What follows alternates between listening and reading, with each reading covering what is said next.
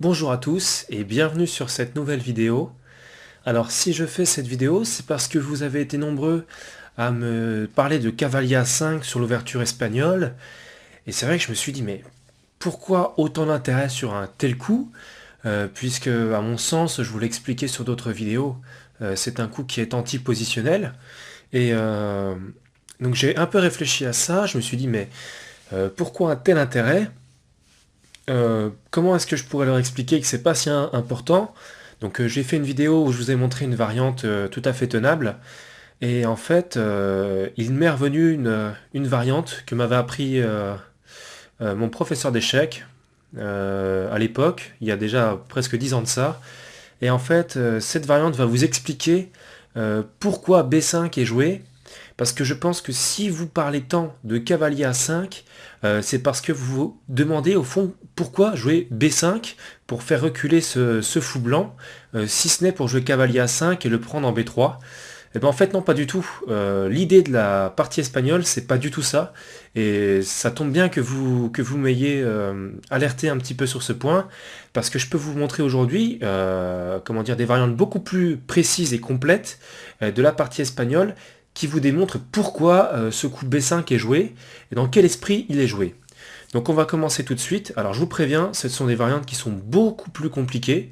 Mais vous avez posé la question, donc je vais vous expliquer pourquoi B5 est joué, et que c'est en aucun cas joué pour faire cavalier A5, puis cavalier prend B3. C'est pas du tout l'intérêt de ce coup. L'intérêt de ce coup, en fait, c'est qu'il y a une astuce stratégique, enfin une astuce tactique, on va dire, une pointe tactique dans cette ouverture qui apparemment est complètement flasque, mais en fait, une pointe tactique qui gagne dans toutes les variantes. Il y en a trois principales. Donc on va voir ça tout de suite ensemble et vous allez comprendre, je pense, pourquoi B5 est nécessaire dans la partie espagnole.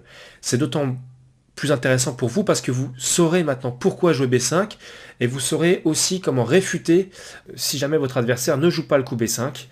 Donc on est parti. Donc E4, E5, l'ouverture espagnole classique. Cavalier F3, cavalier C6, fou B5, A6, fou A4, cavalier F6, petit roc, fou E7, tour E1. Donc on est dans la partie espagnole fermée avec 8 D6, avec 6 D6 pardon. Donc ici, voilà, l'ordinateur, vous voyez, le premier coup qu'il me donne, c'est B5. Alors pourquoi est-ce qu'il me donne ce coup B5? Eh bien vous allez comprendre ce qui pourrait se passer si jamais les noirs ne jouaient pas B5. Donc admettons cavalier C3. On avait vu ensemble que cavalier C3 et D3 étaient totalement jouables. Donc là, vous avez vu, volontairement, je n'ai pas joué H3. Donc fou D7, D4, et les noirs jouent petit roc. Alors c'est cette variante-là que m'avait montré mon professeur, donc un maître international double champion de France, hein, donc pour vous situer quand même le niveau qui est vraiment au niveau de l'élite.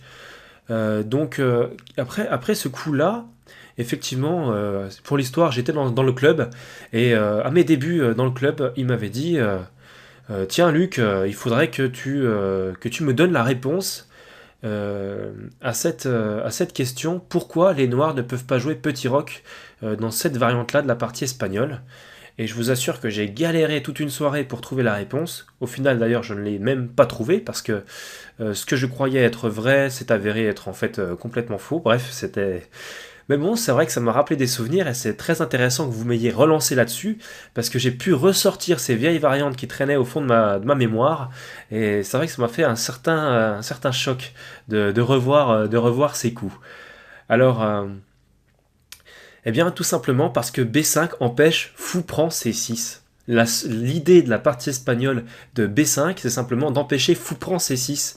Fou prend C6 qui dans beaucoup de variantes, d'ailleurs vous voyez que le fou D7 protège le cavalier C6, donc on se dit mais pourquoi est-ce qu'il ferait fou prend C6? Il y a des variantes vraiment pièges que vous allez voir, et je pense que vous allez vraiment apprécier ce genre de variante. Donc fou prend C6, effectivement ça serait complètement stupide pour les noirs de reprendre du pion. Bien évidemment, on va reprendre du fou, sauf que là la pointe tactique apparaît, et je vous ai dit, il y a trois variantes dans lesquelles les blancs gagnent systématiquement au moins un pion, ou alors une qualité, ou alors une pièce. Vous allez voir ça tout de suite. Alors il y a D prend E5, pion prend E5, dame prend dame, et alors là il y a voilà, les trois variantes s'offrent à nous. Soit le fou E7 prend la dame, soit la tour F8 prend la dame, ou soit la tour A8 prend la dame. Dans un souci, je dirais, comment dire, de commencer par le plus simple, on va déjà éliminer fou prend E7. Fou prend D8, pardon. Fou E7 prend D8. Ah, on va y arriver. Alors pourquoi? Je vous montre tout de suite. Simplement parce qu'après fou prend D8, il y a cavalier blanc prend E5. Et là, eh bien, les noirs n'ont aucune compensation pour le pion perdu. Ils ont simplement leurs yeux pour pleurer, on va dire. Parce que même si, admettons, tour E8, de toute façon, il y aurait cavalier prend C6. Donc le pion E4 ne sera jamais disponible. On a gagné ni plus ni moins qu'un pion. Je peux vous assurer que gagner un pion dans cette ouverture avec l'espagnol, c'est, je veux dire, je me avance un peu, mais je veux bien jouer Kasparov là-dessus. Donc c'est pour ça que fou prend D8 n'est pas correct. Alors on va essayer maintenant la deuxième variante. Alors que je vous donne la variante la plus simple, c'est tour F prend D8. Donc vous allez voir pourquoi. Tour F prend D8. Cavalier prend E5. Alors on va quand même regarder un petit peu la position, histoire de se remettre bien dans la tête tous les éléments de la position. Alors si on regarde bien la position, il y a la menace de mat du couloir qui est toujours possible sur D1. Donc attention, attention au coup que l'on va jouer. Alors, cavalier prend E5. Bon, effectivement, sur cavalier F prend E4, on n'analyse même pas, puisqu'il y aurait cavalier prend C6. Je rentre pas dans les variantes, mais c'est vraiment complètement gagné. Hein. Là, on voit que la position noire est ridicule. Admettons, même si cavalier prend C3 intermédiaire, de toute façon, il y aurait cavalier prend E7, échec. Donc là, c'est une pièce nette de moins pour les noirs. Donc on reprend la position, et certainement pas avec cavalier prend E4, mais avec fou prend E4. Alors là, je pense que vous commencez à voir un peu le truc. Cavalier prend le fou, cavalier prend cavalier. Alors si effectivement, si on joue tour prend E4, maintenant, on est raide. Parce que sur tour prend E4, tour D1 échec, c'est très très désagréable. Hein. Je pense que ça vous picote un peu les yeux là. Donc c'est pas bon. Il faut jouer cavalier D3. Cavalier D3 par la menace de mat du couloir sur la case D1. Et cavalier D3 attaque simultanément le cavalier E4 et derrière lui le fou qui est situé en E7. Donc là, on n'est vraiment pas bien avec les noirs. Bon, F5, seul coup. F3. Donc là, cette fois-ci, je chasse le cavalier. Si le cavalier part, admettons, peu importe, la pièce est perdue derrière, puisque tour prend E7, tout simplement. Donc on ne peut pas jouer comme ça. Donc il faut jouer fou C5, ici. Sauf qu'après fou C5, malheureusement, roi F1. Et roi F1, eh bien simplement, il faut dégager le cavalier, qui est en prise. Le seul problème, c'est que le cavalier C5 sera perdu. Pour la petite information, je vous donne la variante, mais là c'est vraiment niveau maître hein, quand même. Hein. Mais je vous donne la variante, le meilleur coup en fait ici c'est fou H4. Le meilleur coup c'est fou H4, G3, cavalier prend G3, pion prend G3 et fou prend G3, c'est c'est complètement perdu, on est d'accord, hein, mais c'est le coup qui permet de tenir le plus pour les noirs. Parce qu'ils ont la possibilité, ils peuvent essayer, on va dire, de se créer un pion passé sur la colonne H, et c'est ça qui peut-être, hein, je veux dire, si vous jouez vraiment contre un joueur beaucoup plus faible que vous, jouez cette variante-là, vous avez plus de chances de vous en sortir. Voilà, donc concrètement, je remonte quand même, juste pour le plaisir. Donc fou C5, et donc ici, roi F1 tout simplement, gagne la partie puisque le cavalier doit partir et que le fou est en prise derrière en C5. Ou alors si on joue par exemple fou B6 pour protéger le fou, et bien simplement pion prend E4. Voilà. Donc je pense que là c'est clair pour vous. Donc on va venir maintenant à la troisième variante. La variante avec la tour A prend D8. Et c'est la variante dans laquelle on perd une qualité. Vous allez comprendre pourquoi. Ou alors, enfin, on perd un pion, mais si jamais vraiment on essaie de récupérer ce pion, on perd la qualité. Je vous montre pourquoi. Cavalier prend E5, fou prend, cavalier prend, cavalier prend, cavalier D3. Ça ne change pas là-dessus. Par contre, après cavalier D3, F5, F3 et fou C5. Cette fois-ci, ne jouez surtout pas fou H4 si vous avez les noirs. Jouez fou C5. La qualité, c'est quand même mieux que perdre une pièce contre deux pions, d'autant qu'on a vraiment un retard matériel énorme là pour les noirs. Donc bon, fou C5. Alors roi F1 ne marche pas. Ne jouez surtout pas roi F1 avec les blancs, c'est perdant. Enfin, c'est égal. Je vais vous montrer vite fait la variante. C'est une position totalement égale. Puisqu'après, donc roi F1, le fou part en B6. Pion prend. Ah mince! Le cavalier D3 est attaqué à cause de la découverte de la tour F8. Sur échec. Par conséquent, si on joue cavalier F2, par exemple, on perd.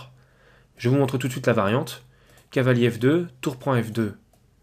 Admettons, tous les coups gagnent, mais admettons, roi G1. Bon, là, la partie derrière, elle est complètement perdue. Il y a une multitude de possibilités de gagner pour les noirs, notamment grâce à la découverte du fou B6, de la tour F2 du fait du fou B6 et du roi en G1. Cette position, je l'analyse même pas, hein, c'est pas la peine. Donc ça va pas. Alors il y aurait cavalier F4, un moindre mal, mais après E3, le cavalier n'est plus protégé. On peut jouer G3, G5, fou prend E3, tour prend E3, pion prend F4, et après, tour D2, voilà, je vous le répète, je veux bien jouer Kasparov, c'est égal. Vous ne gagnerez pas cette position. Vous la gagnerez pas. Allez, on va jouer, bon, juste pour le plaisir, vous donner une petite variante, allez hop. Tour prend, roi ici, tour prend, et tour B4, et puis voilà, je vois vraiment pas comment gagner ceci, quoi. C'est complètement égal, il n'y aura pas d'avantage. Voilà. Donc on va revenir un petit peu en arrière, et on va voir que cette fois-ci, si roi F1 ne marche pas, eh bien, on va tenter autre chose. Regardez bien la disposition de la tour F8, de la tour D8, et du fou C5. Est-ce qu'il n'y a pas quelque chose qui vous interpelle? Tout est sur noir. Tout est sur noir. Et donc, par conséquent, il y a probablement une combinaison. Je vous la montre tout de suite. C'est cavalier prend C5. Eh oui, l'ordinateur a compris. Cavalier prend C5. Sauf qu'après, fou G5. Regardez un petit peu comme c'est vicieux. J'attaque la tour qui est située en D8. Elle doit bouger. Le seul problème, c'est que si elle bouge, j'aurai fou E7 qui attaque simultanément la tour F8 et le cavalier C5. Alors moi, quand j'ai eu cette position devant les yeux, je me suis dit, bon, bah, on peut tenter tour D5. Comme ça, après, par exemple, fou E7, eh bien, la tour repart, peu importe où, et par conséquent, sur fou prend C5, on peut reprendre de la tour. Oui, mais non, parce que sur tour D5, il y a simplement C4. C4. Et la partie échappe complètement en noir, puisque tour D7, on va dire, est quasiment forcé. Bon, moi, c'est le coup que je jouerais pour simplifier, parce qu'on ne va pas rentrer dans les variantes extrêmement compliquées. Je crois qu'on l'a déjà donné dans ce thème-là. Donc, fou E7. Et là, finalement, bah, c'est soit la pièce est perdue en C5, inacceptable, ou soit on donne la qualité. Donc à la limite, le meilleur coup, ce serait soit on dégage le cavalier, soit on prend avec la tour. Et puis de toute façon, dans tous les cas, la partie est complètement perdue. Ça, encore une fois, je veux bien jouer Kasparov là-dessus. Alors c'est pas de l'avantardisme, mais c'est vrai que là, honnêtement, il n'y a vraiment plus rien à espérer pour les noirs. Ils sont complètement perdus. Dans une ouverture ouverte avec les deux tours qui vont venir pilonner au centre. J'ai déjà la 7ème rangée. Enfin, c'est royal, quoi.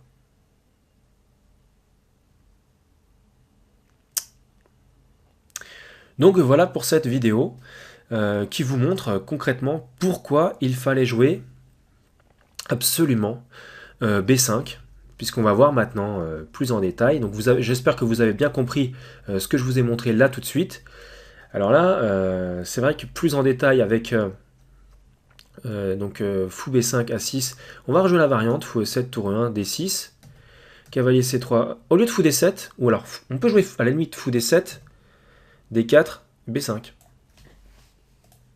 Et les problèmes sont résolus. Bon, actuellement, c'est vrai que dans le coup précédent, je schématise un peu parce que là... non, en fait, non, si ça tient. Vu qu'il n'y a pas de D5 possible tout de suite, non, ça tient. Je confirme que B5 peut être jouable. Voilà. C'est juste ça, l'idée de B5. Il ne faut pas s'imaginer que c'est pour jouer cavalier A5 et cavalier prend B3. Si c'était si fort que ça de jouer cavalier A5 et cavalier prend B3, avec le nombre de parties, je veux dire, au top niveau mondial qui se sont jouées dans cette ouverture, Mais vous pensez bien que cavalier A5 et cavalier prend B3, les grands maîtres, ils l'ont vu, c'est quand même les premiers coups d'ouverture. Donc s'ils ne le jouent pas, c'est pas par hasard, c'est parce que ça n'offre pas grand-chose aux noirs.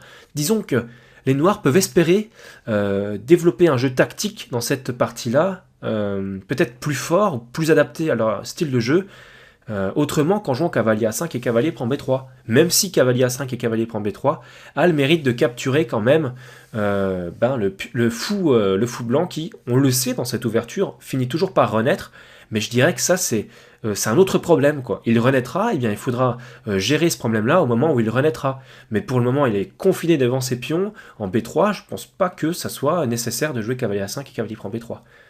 Disons qu'il n'y a pas assez de... comment dire, les deux temps utilisés pour cet échange ne sont pas rentabilisés pour moi au niveau de la position. Voilà. Donc j'espère que cette série de variantes vous a plu. En tout cas, moi, je vous le répète, ça m'a fait vraiment bizarre de revivre ces variantes-là que j'ai vues il y a très longtemps, quand j'étais vraiment tout jeune joueur. Ça m'a fait très plaisir de les revoir et de les réanalyser avec vous. J'espère qu'elles vous seront, comment dire, utiles. Parce que c'est vrai qu'en compétition, je peux vous l'assurer, vous allez pouvoir le planter quelquefois au niveau amateur, ce thème-là. Même si c'est pas exactement dans l'ordre des coups, vous pouvez peut-être rebondir, obtenir une espèce de transition pour arriver finalement à cette position-là. Et donc c'est pour ça que si les noirs ne jouent pas B5, vous savez que vous avez vraiment quelque chose à chercher et qu'il y a quelque chose à obtenir du côté des blancs, notamment le plus souvent via la poussée des 4. Et puis après, en essayant d'échanger en C6 et de prendre l'avantage de cette manière, en ayant bien conscience qu'il faut analyser avec précision les variantes. Alors je sais, c'est des variantes compliquées, c'est vraiment, même au niveau maître, c'est vraiment compliqué d'analyser tout ça si on ne le sait pas. Je voudrais juste vous dire une chose, j'ai un petit truc pour vous, parce que ça m'est arrivé en partie de me le prendre. Ne jouez jamais ces variantes-là si vous avez poussé H3. Ne le jouez jamais si vous avez poussé H3. J'ai perdu une partie contre un joueur mais beaucoup plus faible que moi parce qu'il savait ça et je vais vous montrer pourquoi.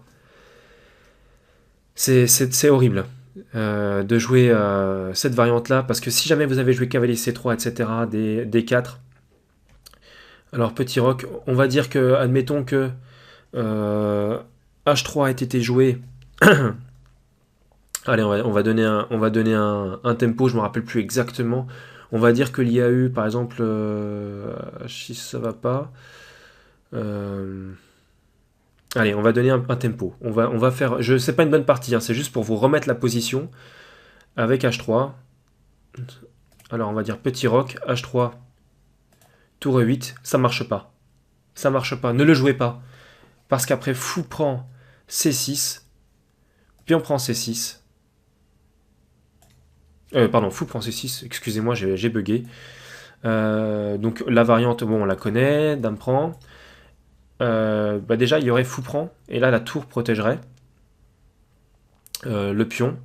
Mais surtout sur H3, allez, je vais vous mettre la variante, parce que la position normale avec H3. Je sais plus exactement comment je suis venu dans cette variante-là. Donc ne m'accablez pas, je ne m'en rappelle plus, je vous avoue, c'était tellement vieux. Mais voilà, on va juste changer la position pour qu'il y ait H3 qui soit joué. Et vous expliquer pourquoi ça ne marche pas, parce qu'en fait il y a un mat de cavalier. Ici, donc fou prend, pion prend, dame prend, allez, tour prend, cavalier prend, fou prend, cavalier prend, cavalier D3, F5, F3, et voilà, là c'est là qu'on me l'a planté. Fou C5. Alors, tout à l'heure on avait joué roi F1, étant donné que le pion était en H2.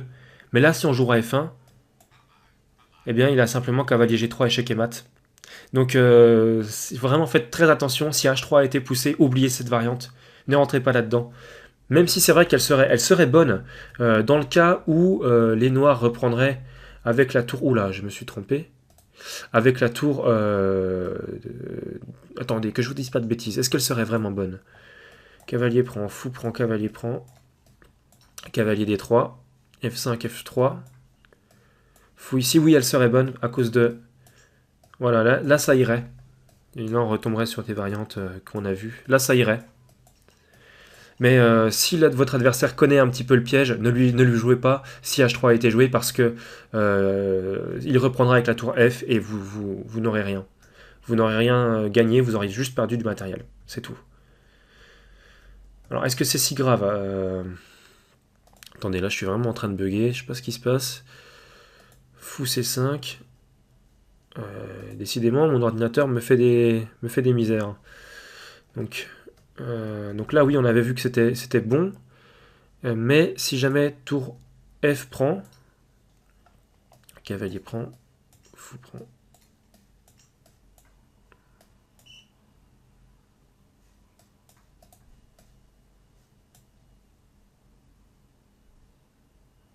Fou C5. En fait, disons que non, on perd rien. On peut le jouer finalement, mais voilà, on gagne rien. Donc je vous dis, on peut le jouer. Euh, oui, je pense que ouais, la position est, à mon sens, pas trop mauvaise pour les blancs, hein. Donc vous pouvez le jouer. Attendez. Mais ne jouez pas F3. Ne jouez pas F3. Enfin, ou jouez F3, mais alors sur fou C5, prenez le cavalier. Prenez le fou C5 avec le cavalier.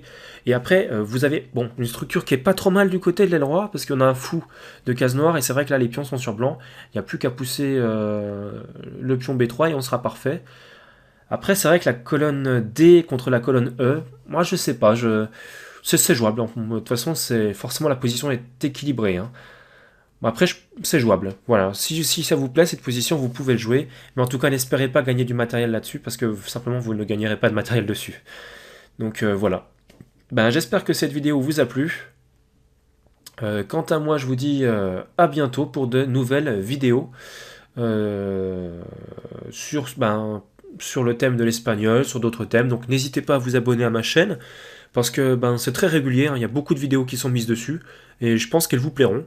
Donc voilà, n'hésitez pas non plus à mettre un pouce vert, à commenter, et si vous avez des questions, n'hésitez pas à me les poser, j'y répondrai dès que je pourrai. Bien sur ce, portez-vous bien, faites de rapides progrès, c'est tout ce que je vous souhaite, et puis à très bientôt.